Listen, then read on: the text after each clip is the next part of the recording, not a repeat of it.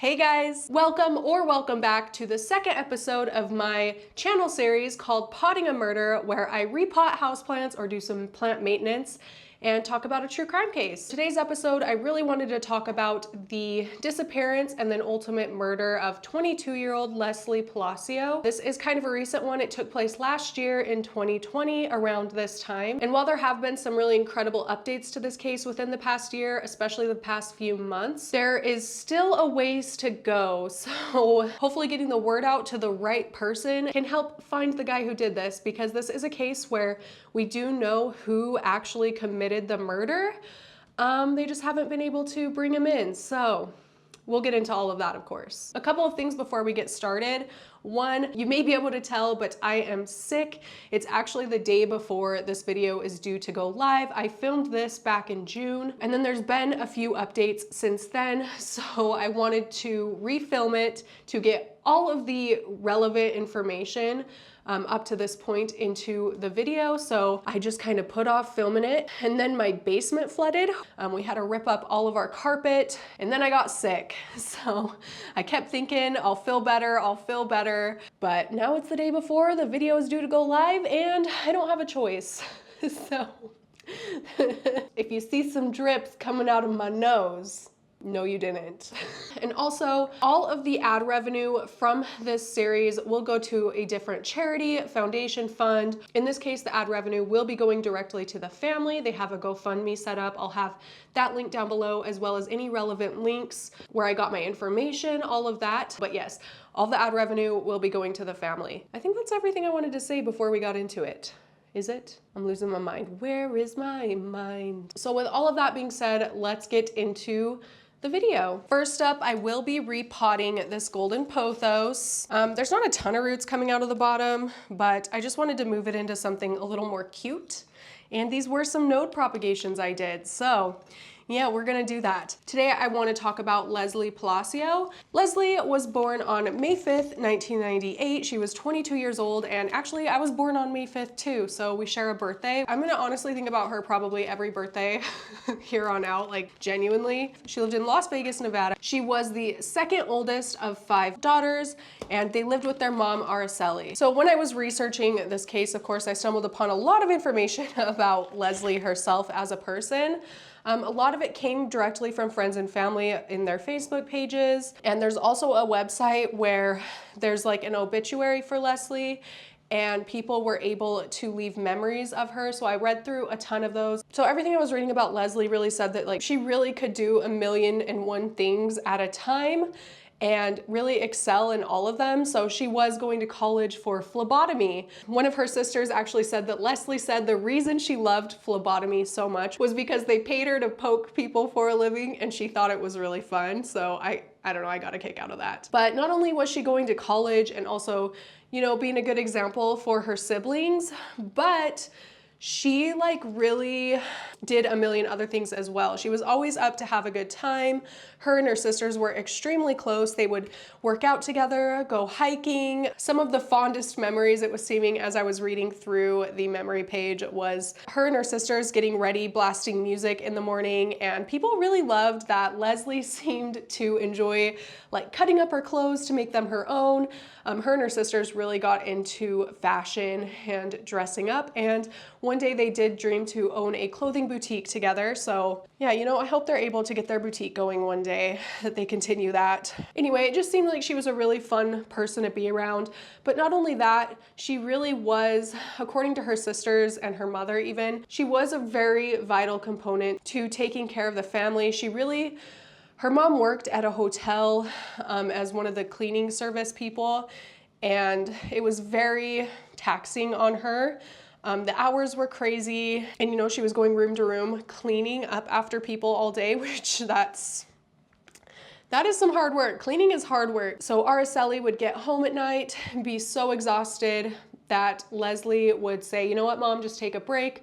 I'll make dinner for everybody. And she really enjoyed cooking, so I guess that wasn't too much of a chore for her. But yeah, she really was just down to help out however she could with her family, and her sisters really looked up to her. She was a really great example. I'm trying to loosen up these roots.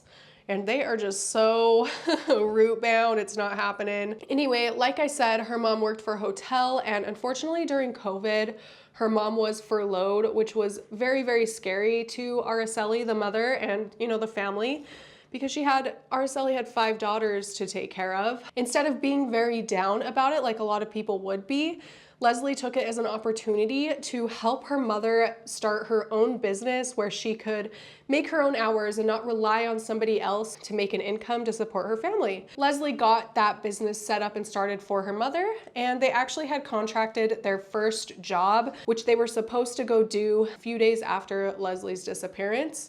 And Lesly was going to be helping her mother with that. The night before Lesly disappeared, the family sat around the table and actually came up with a name for that. The name they came up for it was Cleaning Service Palacio, which Palacio actually translates, correct me if I'm wrong, to palace in Spanish. I took like 6 years of Spanish, but not a lot of it stuck. That all went down Friday the 28th. That night, I guess it would have been like the next day, the 29th. At midnight, Lesly got a text from Eric Rangel Ibarra, who was age 25, who was actually the son of a very close family friend. Eric's mother is actually Lesly's godmother, so the family is very, very close. They've known each other forever, and I was kind of seeing some rumors going around that Eric kind of had a thing for Lesly, and that he would keep asking her to go out, and she just kept rejecting him, saying things like we're such good friends, I want to stay friends, I don't really like you more than that. But Eric, persistently through the years, I guess, kept pursuing her. That is just hearsay, but I did see multiple mentions of that, so I thought I'd throw it in here. Anyway, Eric texted Lesly to go out to Longhorn Casino and Hotel that night to eat and have some drinks, and like I said, Lesly was always down to have a good time, so she took him up on the offer. It was only like 2 miles from where they lived, so it's not like it was a big outing or anything. So they do go out to that Longhorn Casino, have some drinks, and then we do find out later that there's also surveillance footage of them going to a few other bars as well, taking shots. So they had been drinking pretty much all night long. At 4:40 a.m., Lesly texts her older sister, Corelli, saying, "Dude, I got to talk to you about some shit." And then immediately after that, Corelli texts her back saying what happened, and then sent another text with 2 question marks that were left on red. When Lesly didn't respond for a few hours, like she normally would, she always had her phone on her and was very responsive, especially communicating with her sisters. When Corelli didn't get a response, she texted her again saying, "What is it? Let me know when you're home," which were delivered, but not read, which tells people that her phone maybe was turned off or had died or something, which really was out of character for Lesly. And then a little bit after sending those texts, there was a point, Corelli said, where she was looking at the messages and it looked like her phone had turned on because it looked like Lesly was texting her back, the 3 little dots on an iPhone. That it was there for a few seconds and then gone, like somebody had turned on the phone, started responding, and then just stopped for some reason. Corelli called her and it immediately went to voicemail. Again, like somebody had shut the phone off or it had died. So Corelli just had a weird feeling because again, that was outside of Lesly's typical responsiveness. That just was not like her. She always had her phone. She always stayed in contact. Like I said, her and her sisters were very, very close. So it just was really abnormal. That morning, the family decides to report Lesly as missing when nobody had heard from her. And Lesly was 22, so anybody that listens to stories like this kind of knows that it's pretty common that if an adult goes missing is reported as missing by family, the police aren't super responsive right away because that person is an adult, they can kind of do whatever they want to. And where she was out with Eric, the family friend, they were like, oh, they probably just ran away together, which didn't make a lot of sense to the family. They knew that Lesly wouldn't just do that. I mean, she was about to get her diploma for phlebotomy, which she was so passionate about. She was due to go out and work that first job for Cleaning Service Palacio with her mom in a few days. She wouldn't just leave, and especially not just leave and not say anything. So while police didn't take it super seriously at first, the family really did because, they knew Lesly. They knew she wouldn't do this. So they went around and hung up flyers saying that Lesly was missing and to let them know if anybody knew where she was or had seen her. Since she was last seen with Eric, they kept trying to get in contact with him and they couldn't get in contact with him either. The Rangel family hadn't heard from him either, so he was also reported as missing. When the Palacio family first heard Eric was missing, they kind of assumed or feared that something had happened to the both of them. Like maybe they were driving home and like got into a car accident. Who knows what they kind of thought could have happened. The possibilities really are endless, but they did think that it was something that happened to both of them until they found out that Eric's father, Jose, who was 45 years old, was also nowhere to be found and nobody could get in contact with him, which is odd.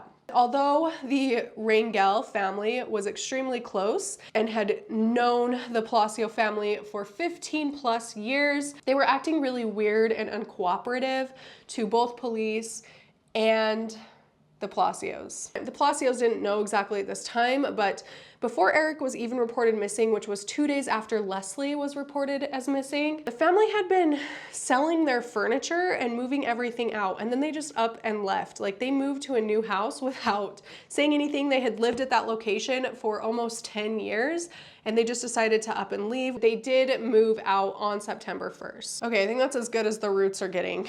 So I'm gonna go ahead and start adding some of this into here. First of all, they are very close family friends. The mother is Lesly's godmother. So the fact that they weren't weirded out about, like too weirded out or too helpful about trying to find Lesly or even like put up flyers with the Palacios was really strange. But then to find out that Eric and the father are also missing and they just don't really seem to be concerned about that. Instead, they're concerned about cleaning, selling their crap and moving is very off. And I think kind of a red flag for anybody that hears about this. I mean, that's just not a normal reaction by any means. And I think we can all agree on that. Police did end up searching the Rangel home, and what they found were a bunch of cleaning supplies, garbage bags full of cleaning supplies. The mop did have some dark residue dried onto it. It had mopped up something dark. And then not only that, but they did actually find some small bits of blood on Eric's mattress, on one of his shirts, and then also near the toilet in the bathroom, which I could not find anywhere if it has been tested and found to be Lesly's, but that's just still something to note. Once police find this, they're not really sure where to go next because the family keeps insisting they have no idea where Eric and Jose are. So they go around to see if any of the neighbors had surveillance footage from that night or the following morning of the 29th. Neighbors did actually have surveillance. So on the surveillance footage, early that morning, like a half an hour after Lesly had texted her sister that "I need to tell you some shit" text, Eric is seen helping Lesly into the home, and Lesly looks to be struggling to walk inside the home. I would go ahead and guess that she was very drunk because they had been seen at, like I said, three, maybe four separate bars taking shots. She probably had a lot to drink. 45 minutes later, Eric leaves the home by himself without Lesly, shirtless. He's carrying something a little bit bigger than like a hand size, throws it in his truck, drives away for 45 minutes, and then comes back. Eric is gone for 30 minutes, comes back into the house. Okay, fair warning, this is really sad, where then Eric and Jose exit the house carrying somebody limp wrapped in a bed sheet. We can go ahead and assume it's Lesly at this point.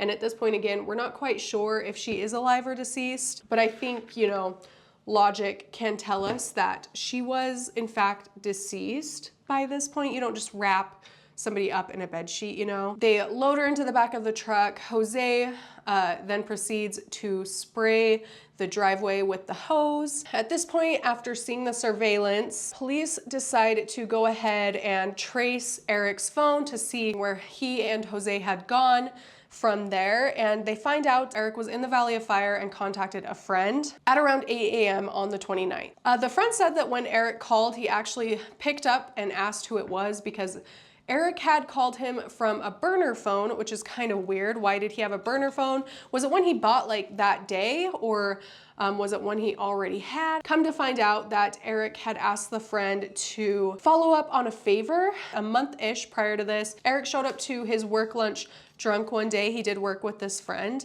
And he kept asking the friend, you know, hey, if I ever need a favor from you, like promise you'll pull through and that I can count on you to like help me with this favor, which is a little bit weird, the timing of it, because then a month later, like he's loading a limp person into his truck and then calling in a favor. Like, did he know that lunch break when he was asking his friend if he would back him up? Did he know that this was gonna go down? Like, was this a planned thing or is it a coincidence? He called in that favor to this friend and said, hey, I can't be seen on surveillance and I need gas. Will you go get me gas? And the friend was like, why can't you be on surveillance? Why do you need gas? And according to the friend, Eric responded, I killed a bitch. I killed a bitch. She's in the back of my truck. And the friend was like, I am not going to help you. He kind of didn't believe Eric at first. And then supposedly he told Eric, you messed up by calling me, I am not going to help you. So with this information, it gave them another like place they could search, the Valley of Fire, because that's where Eric had been when he placed the call to the friend. And on September 9th, Lesly's remains were found.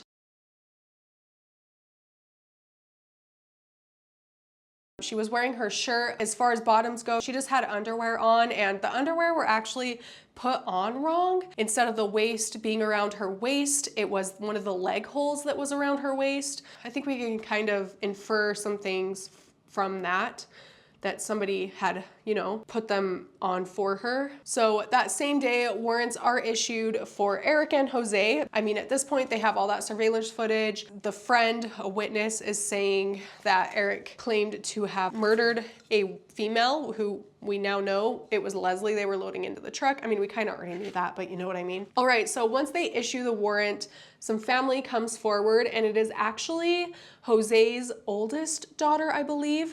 She says that on the night of the 29th, Eric and Jose had gone to stay at her house and had asked for help crossing the border to Mexico. And the daughter refused to help, thinking it was really weird that they were asking for help to do this. Eric and Jose left.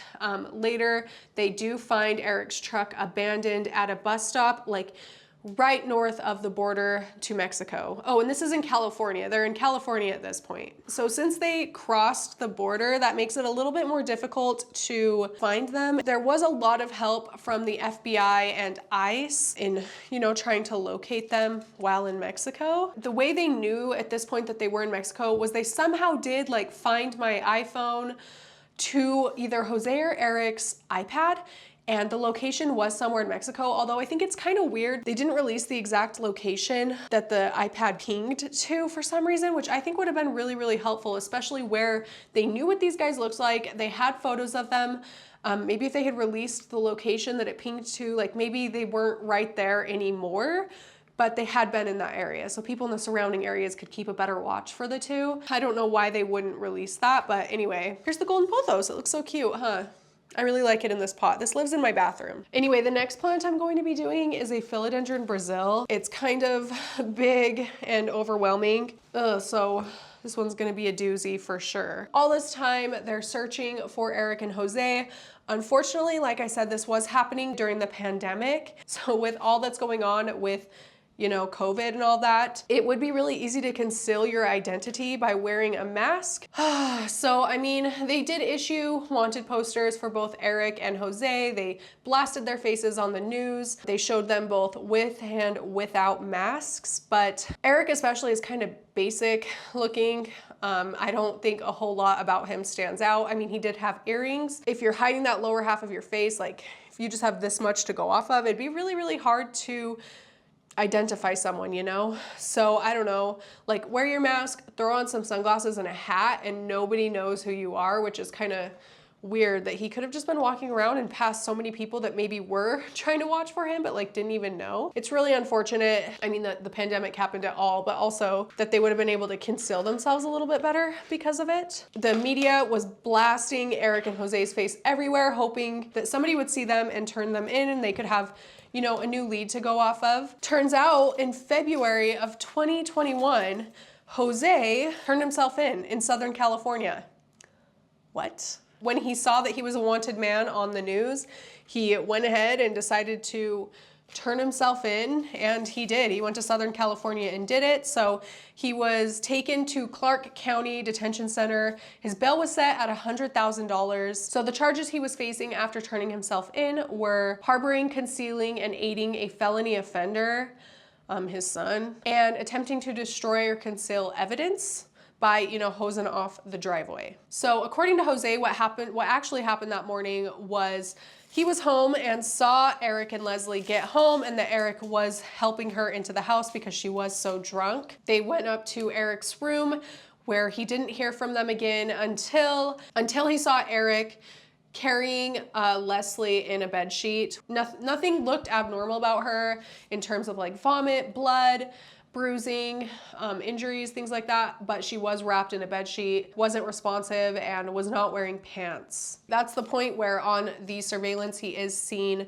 helping Eric out of the house, and then he proceeds to spray off the driveway. And according to Jose, he said he started to do that because he was like panicked. He didn't know what to do at that point, and he wasn't trying to hide evidence. He just remembered that their HOA had told them they needed to like clean off the driveway or something. So he just at that moment decided to do it, which I don't know how much I believe that, but whatever. And it's really weird because he claims he didn't hear Eric leave the house that first time, although we know he did because it was seen on surveillance. So this is kind of a little theory. Eric had told Jose when he saw him carrying Leslie in the bedsheet on their stairs, like headed out of the house, that Leslie had overdosed and he didn't know what to do. He was gonna go try and hide Leslie's body because he didn't want to get in trouble for it. A lot of people are thinking that Jose is purposefully leaving out the fact that Eric left the house for that half an hour time span when he was shirtless, because like, why would he hear them entering the house in the first place, see them, and then see him again when he's like exiting? Why wouldn't he see him in between that time, especially if he's like sitting in the same place? I don't know. It wasn't that much time had passed. Kind of sketch. And like I said, he is seen on surveillance when he's shirtless leaving that first time, carrying something about the size, a little bit bigger than the size of his hand.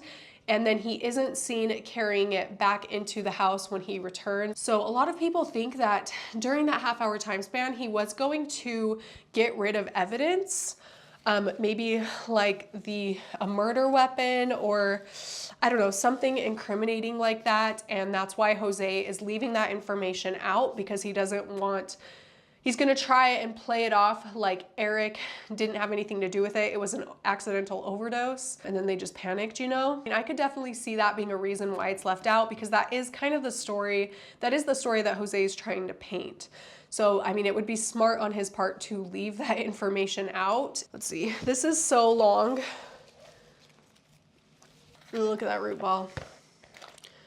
The update that I left out of my first video that I filmed in June was actually Jose's sentencing. So he was having trials from February up until June. He pled guilty to it all. He really didn't fight any of it. Jose was ultimately sentenced to the maximum sentence, which was 2 years in the Clark County Detention Center for being an accessory to Leslie's murder, which I don't know about you, 2 years being the maximum seems like not enough to help somebody, however, in whatever way, like in murder. I don't know, that's so weird. And then fleeing the country, like all of that put together, I feel like it needs to be a lot harsher of a sentence, but what do I know, I guess. He was given 205 days credit for time already served, like through the trial and all of that. Still to this day, claims that he does not know where his son Eric is, which if you ask me is a load of bull. In my opinion, the whole family knows what's going on.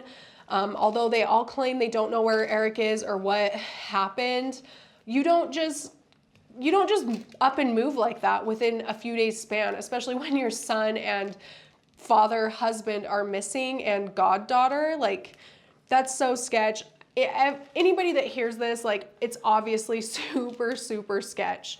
I don't think there's any denying that. They know, in my opinion, they all know what's going on. I don't know. I wish there was a way to get more information out of them, because it's especially sad that they're denying, avoiding, because they're super close family friends, like super old family friends of the Palacio family. And I don't know, they're just willing to throw their friends under the bus like that. even though their son, you know, did this terrible thing, like they know their son did this at this point, and they're not going to try to help their friends. It's really sad, really, really sad situation. It's already sad all around, but like I can't even imagine finding out that like my daughter's godmother's son did this, super close family friends did this. Like, it just goes to show you literally do not know who you can trust. You can know somebody for 15 years and then they can do something like this, you know, and not try to help you in any way, shape, or form, like find out what really happened by turning in their son or giving any information they may know by their son. I also think that they know more than they're claiming to know because like they were all home at this time. There were 5 or 6 people home while all of this was taking place. Jose saw it all go down and they didn't see any of it go down. They don't know what happened. They didn't speak to Eric or Jose before they took off for 5 or 6 months to flee the country, clean the house, pack, sell all their shit, and up and move. It doesn't make sense. I lost my train of thought because that really, I like can't think of anything worse than that. All right, so Jose did, like I said, turn himself in. He got the maximum sentence, but I will say the family is not happy with the sentence, even though it is the maximum they could get. So they are working to try and change that. They are trying to push that being an accessory to murder should have a harsher sentence. I mean, like, honestly, 2 years is nothing really. Hardly anything. 2 years is nothing, especially compared to what Jose and other people who are accessories to murder, who help murderers get away with it. I don't know, 2 years really is nothing when compared to the loss that these families like face, and the Palacio family is going to have to deal with for the rest of their lives. The judge himself even said in court when sentencing Jose that he could tell he wasn't even sorry, he didn't feel bad.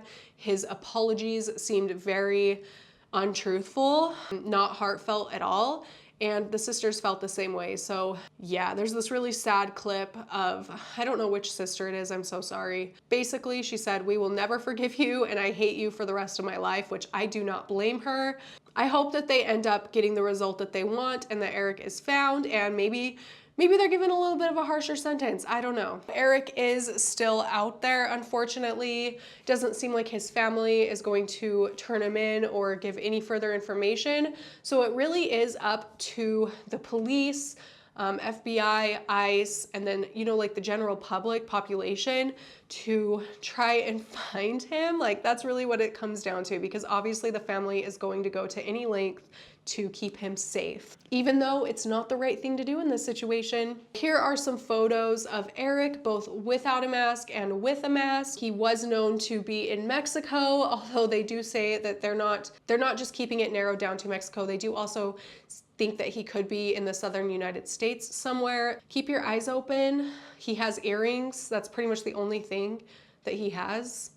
He looks kind of mousy, if you ask me, just my opinion. Keep an eye out for him. So that's all the information that's out as of now. Like I said, this last update with the sentencing for Jose happened a couple of weeks ago. So hopefully there's more updates going forward, but that's all that there is right now, unfortunately. No murder is like not sad, you know, like it's all really sad, but this one especially because, I don't know, it happened during the pandemic.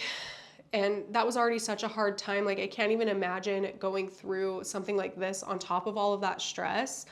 I really feel for the Palacio family. I really hope they're able to heal from this as much as they can. Obviously, you know, like, you can only heal so much because there's no bringing the person back. But